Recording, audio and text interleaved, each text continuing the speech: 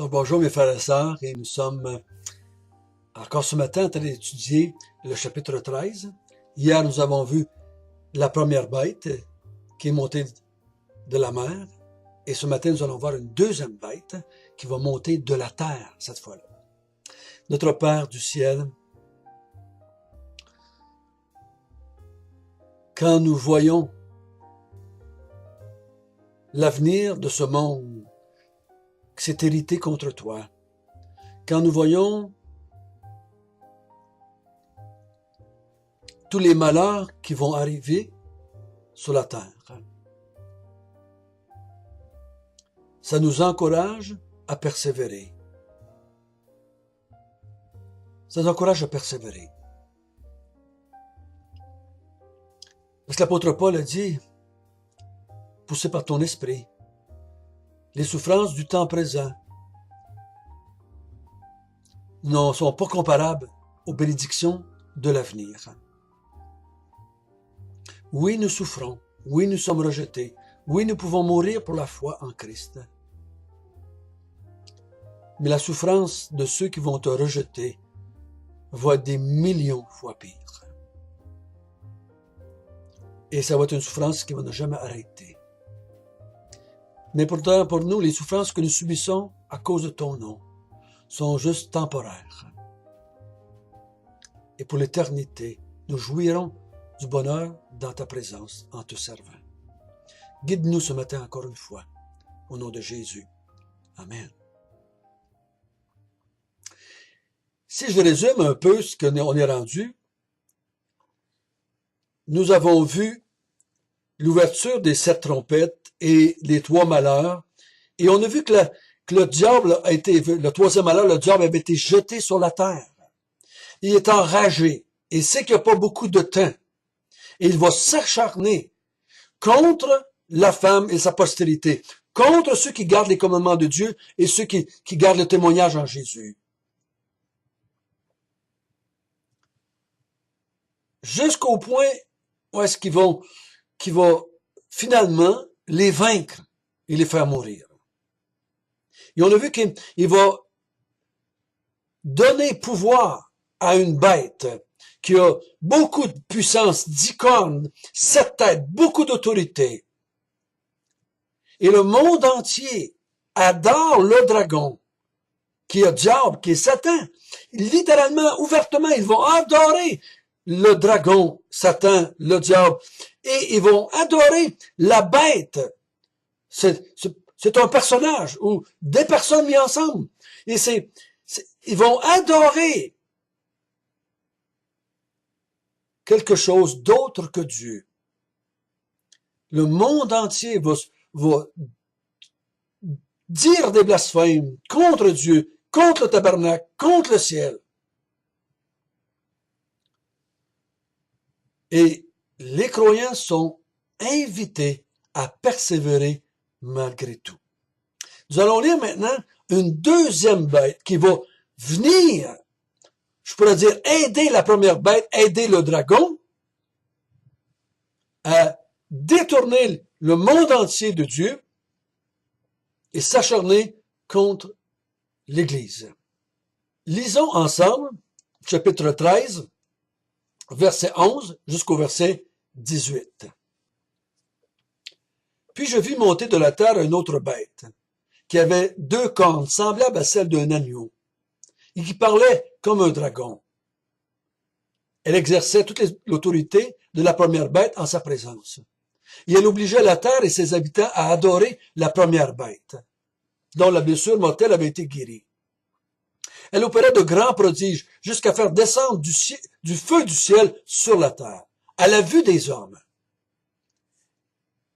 Et elle séduisait les habitants de la terre par les prodiges qui lui étaient donnés d'opérer en présence de la bête, disant aux habitants de la terre de faire une image de la bête qui avait été blessée par l'épée et qui vivait.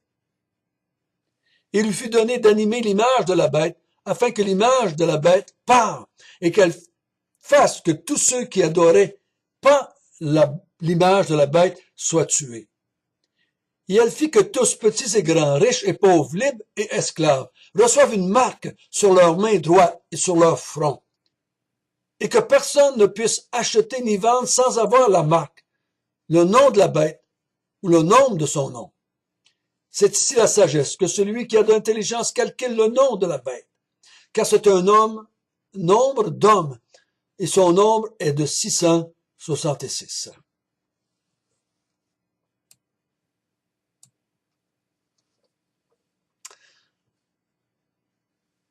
La première bête avait reçu son pouvoir du dragon. Ils font la guerre aux saints. Et là, il va monter une autre bête de la terre.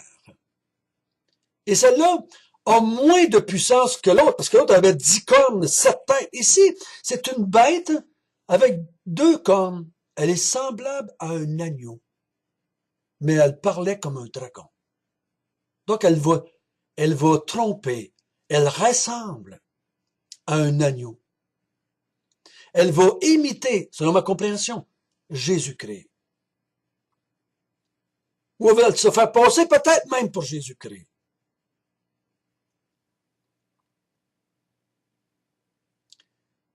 Mais ses paroles ne reflètent pas le Dieu du ciel et Jésus, mais reflètent le diable. Elle va être pleine de bonté à l'égard des habitants de la terre. Elle va faire de grands miracles. Elle va faire de grands prodiges au nom de la première bête et du dragon. Elle va faire descendre du feu du ciel à la vue des hommes. Elle va faire des miracles épouvantables, grandioses, pour séduire complètement les habitants de la terre. D'où va lui venir cette puissance? Comment se fait ça que cette personne-là va être capable de faire des aussi grands miracles et prodiges? D'où lui vient sa puissance? De la première bête? Non, la première bête n'a pas de puissance en elle. Elle a la puissance qui vient du dragon. Donc, le dragon va donner de la puissance à la première bête et de la puissance à la deuxième bête pour qu'ils puissent séduire ensemble tous les habitants de la terre. Et que tous les habitants de la terre adorent le dragon. Dans Thessaloniciens, Dieu dit qu'il va envoyer une grande puissance d'égarement sur ceux qui n'ont pas cru à la vérité. Et je crois ici que Dieu permet tout cela. Dieu permet tout cela. Dieu veut tout cela. Et ce que Dieu veut, c'est que ces hommes et ces femmes endurcissent leur cœur d'une façon, je pourrais dire, éternelle. Un peu comme il a endurci le cœur de Pharaon pour finalement détruire le Pharaon. Ici, il va permettre, il va vouloir toutes ces choses qui vont arriver sur la terre. Parce qu'il veut que les hommes et les femmes et les enfants du monde entier se détournent de Dieu, blasphèment son nom, adorent le dragon. Et pour ce faire, il va permettre à cette deuxième bête de faire des grands miracles. Aussi grands que les miracles que Jésus peut-être a fait pendant qu'il était sur la terre.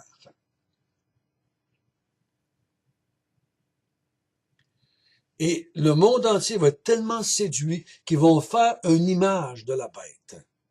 Et cette image va parler. Elle va s'adresser aux hommes et aux femmes de ce monde. Pour qu'ils adorent l'image de la bête. Et que tous ceux qui n'adoreront pas la bête soient tués. On a vu que la première bête va finir par faire la guerre aux saints et les vaincre. Et ici, on voit l'aide qu'elle a eue. Donc, ils vont, vous vous souvenez dans Daniel, et je trouve donc que ça ressemble, vous l'avez dit, hein, ce livre de l'Apocalypse emploie une image, des images, emploie des termes, des principes qu'on a vus dans l'Ancien Testament. Vous vous souvenez de cette image dans Daniel de la grande statue? Tout le monde devait adorer la statue. Tout le monde devait venir se prosterner et adorer la statue. Excepté Daniel et ses amis qui n'ont pas voulu adorer. Et qu'est-ce qu'on a fait? On les a jetés dans la fournaise ardente. Ici, ils vont faire une grande statue de la bête, une grande image de la bête.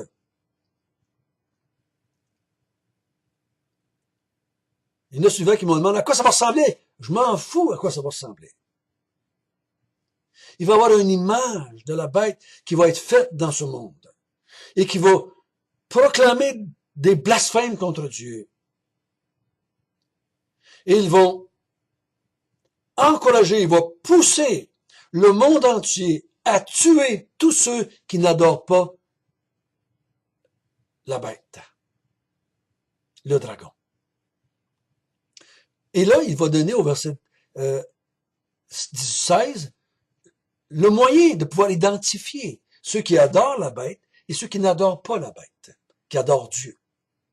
Là, il dit, et elle, qui ça? La bête.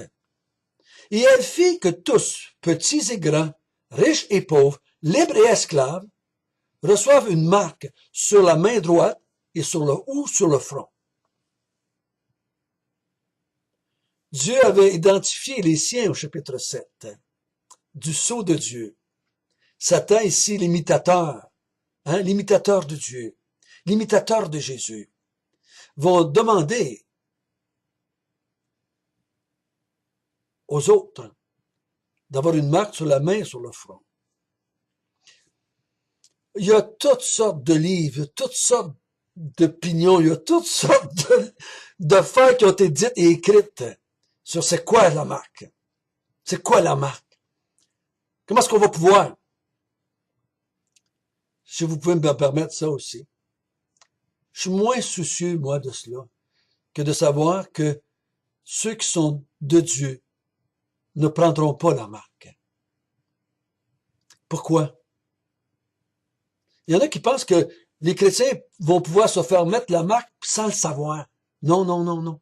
Tu vas recevoir la marque seulement si tu adores la bête. Ça va être le moyen d'avoir ta marque, ton passeport, ta carte grise, d'avoir ton certificat d'identification, d'acte de naissance. Si tu veux avoir une identité pour pouvoir acheter, pouvoir vendre, pouvoir vivre dans ce monde en paix, afin d'éviter la mort, ils vont te demander d'adorer la bête. Sans ça, tu vas mourir. Tu vas être mis à mort. Tu ne pourras pas acheter ni vendre. Tu ne pourras pas rien faire. Il semblerait qu'au temps de l'Église qui a reçu l'Apocalypse, ceux qui adoraient César, on devait faire, tout l'Empire romain devait faire des sacrifices à César au moins une fois par année. Et quand on faisait l'adoration, le sacrifice à César qui lui était dû parce qu'il était un dieu, on voyait César comme un dieu, une divinité. On remettait à la personne un certificat pour démontrer qu'il avait fait son sacrifice à César durant l'année. Donc, n'importe quel soldat romain pouvait arrêter n'importe qui. Montre-moi ton papier. Comme de quoi tu as fait ton sacrifice à César cette année. Si tu l'avais pas, on pouvait te faire mourir. On pouvait te jeter en prison. On pouvait te persécuter. Ça ressemble pas à ça ici? Ben oui, ça ressemble à ça. Ceux qui n'adorent pas la bête, c'est ceux dont le nom est écrit dans le livre de la vie de l'agneau. Ceux dont le nom est écrit dans le livre de vie de l'agneau ne prendront jamais la marque. Jamais, jamais. Peu importe, ça va être quoi la marque? Moi j'ai dit ça souvent aux gens, peu importe c'est quoi, je vais la prendre, moi, les puces dans la peau, les marques partout, je vais les prendre tant qu'on me demande pas d'adorer la bête. Mais le jour qu'on va me dire, il faut que tu adores la bête pour avoir le droit de faire ça, oh, par la grâce de Dieu, par la puissance de Dieu en moi, qui est le Saint-Esprit, je vais dire non. Je vais dire non. Peut-être que ça va m'emmener beaucoup de souffrance et peut-être même la mort. Et ça va durer qu'un instant. Et pour l'éternité, je vais être dans la présence de Dieu. Pour l'éternité, je vais être avec les enfants de Dieu en train de louer et de servir notre Dieu. C'est pour ça qu'il dit à l'Église, persévère, persévère, persévère. Ne te plie pas devant César. Ne prends pas la marque de César. Ne fais pas de sacrifice à César et l'adorer pour sauver ta vie. Accepte de mourir, c'est le faux. Si on te demande si tu as adoré César, par la grâce de Dieu, dis non, j'adore Dieu seul et Jésus-Christ, mon sauveur. Que le Dieu nous donne ici, que Dieu nous donne ici, de bien comprendre. Encore une fois, c'est écrit à une église qui vivait là sur la terre. Ils ont reçu l'Apocalypse. Et il me semble que ça a dû être très facile pour eux autres de s'identifier ici, de dire, oh oui, faut pas adorer César pour sauver notre vie. Il faut persévérer. Et les chrétiens de tous les temps font le même choix. Il y a des chrétiens dans le monde aujourd'hui, dans différents pays, qui sont déclarés chrétiens. Ils sont souvent tués, malmenés, persécutés. Même ici au Québec, des années 50, les premiers prédicateurs ont fait de la prison à cause qu'ils proclamaient la foi en Jésus-Christ. Et dans le monde aujourd'hui, on nous dit encore qu'il meurt des milliers de chrétiens dans le monde aujourd'hui pour leur foi. Que Dieu nous donne la grâce, frères et sœurs, de voir plus de valeur dans le ciel que n'importe quoi sur la terre. Qu'on ne puisse pas renier notre maître pour avoir des biens de ce monde. Souvent, les chrétiens m'ont demandé, est-ce que les chrétiens vont pouvoir être séduits? Les chrétiens ne seront jamais séduits. Mais il y a beaucoup de gens qui se disent chrétiens qui vont être séduits. Parce que l'Église à qui Jésus s'adresse, il y en avait déjà des églises, là, parmi les 7 églises, qui avaient déjà été séduits par les Nicolaïtes, par les Balaam, par Jézabel. Il y en a qui étaient déjà séduits par les richesses de ce monde, ils étaient tièdes. Ils avaient déjà été séduits. De tous les temps, il y a des gens qui, finalement, vont démontrer qu'ils n'adorent pas Dieu, mais qui adorent autre chose que Dieu. Il y en a qui adorent ce qu'ils peuvent avoir de Dieu, au lieu d'adorer Dieu. Il y en a qui adorent la créature au lieu d'adorer le Créateur. Il y en a qui adorent la nature au lieu d'adorer celui qui a fait la nature. Dernièrement, je parlais avec quelqu'un qui s'adorait lui-même. Il se tournait vers lui. Il disait, médite sur qui tu es. Tu as de grandes puissances. Tu as de grands pouvoirs en toi. Il m'a invité à adorer moi-même. Non, j'adore que Dieu seul. Il n'y a aucune puissance dans l'être humain. Il y a de la puissance seulement qu'en Dieu. Oui, Satan est sur la terre pendant cette période-là. Il y a toujours, l'apôtre Jean dit, il va en venir un antéchrist. Mais il y a déjà des antéchrists sur la terre qui font le même job que l'antéchrist qui va avoir à la fin. Séduire les habitants de la terre afin qu'ils adorent autre chose que Dieu. Mais tous ceux qui adorent autre chose que Dieu vont subir la colère de Dieu. Notre bon Père du ciel, merci de nous avoir écrit notre nom dans le livre de la vie. C'est la seule espérance que nous avons, qui nous pousse à croire que nous allons persévérer jusqu'à la fin. Nous n'avons aucune confiance dans notre spiritualité personnelle. Nous n'avons aucune confiance dans nos capacités personnelles. La seule espérance que nous avons, c'est que notre nom est écrit dans le livre de la vie. Et que tu dis ici que tous ceux dont le nom est écrit dans le livre de la vie n'adoreront pas la bête, ni le dragon, ni la deuxième bête, mais qu'ils vont préférer la mort et de conserver leur foi en Jésus-Christ. Ô Seigneur notre Dieu, peu importe ce que tu vas permettre de notre vie, ici-bas, que par ton esprit, on évalue que le ciel a plus de valeur que tout ce que la terre peut nous offrir. Au nom de Jésus. Amen.